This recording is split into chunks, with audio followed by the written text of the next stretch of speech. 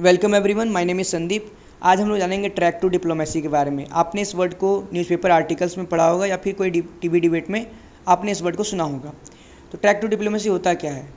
जब कभी भी दो देशों के बीच में कोई कॉन्फ्लिक्ट होता है या वॉर जैसे सिचुएशन होते हैं और दो देशों के बीच का जो रिलेशन है वो ख़राब हो जाता है, तो उसको इम्प्रूव करने के लिए नॉन ऑफिशियल जो और नॉन गवर्नमेंट एक्टर्स होते हैं वो एक दूसरे के साथ डायलॉग रखते हैं। तो ये एक तरह का कैसा होता है? अनऑफिशियल इनफॉर्मल डायलॉग होता है। तो track two diplomacy refers to an unofficial informal dialogue and problem solving efforts by non government actors to improve the relation between the countries और कॉन्फ्लिक्टिंग ग्रुप्स।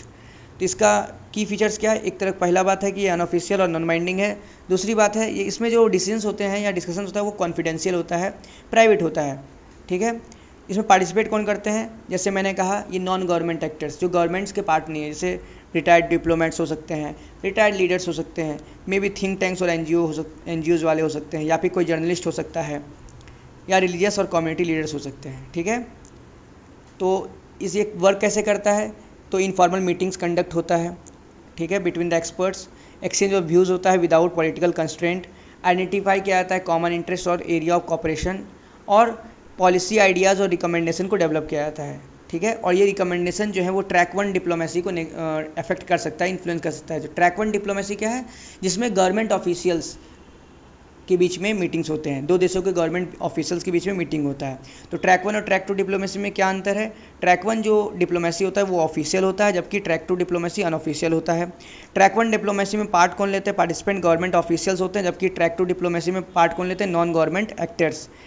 अगर डिसीजन मेकिंग की बात की जाए, track one diplomacy में decision making हो पाता है, जबकि ट्रैक टू डिप्लोमेसी में जो डिसीजंस होते हैं वो एक तरह का नॉन बाइंडिंग है। तो हम कह सकते हैं कि बहुत फ्लेक्सिबल है। फ्लेक्सिबिलिटी ट्रैक वन डिप्लोमेसी में लिमिटेड होती है, जबकि ट्रैक टू डिप्लोमेसी में बहुत ही हाई फ्लेक्सिबिलिटी है।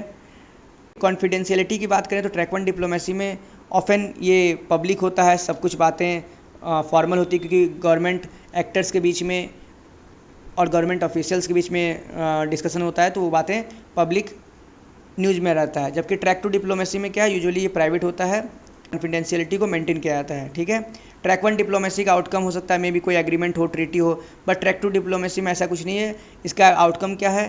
Trust, recommendation. ये एग्जाम्पल के लिए इंडिया और पाकिस्तान के बीच में निमराना डायलॉग है, जहाँ पे retired officials, experts and academics and journalist from India and Pakistan hold informal talks on the issue like Kashmir, trade, CBM and terrorism.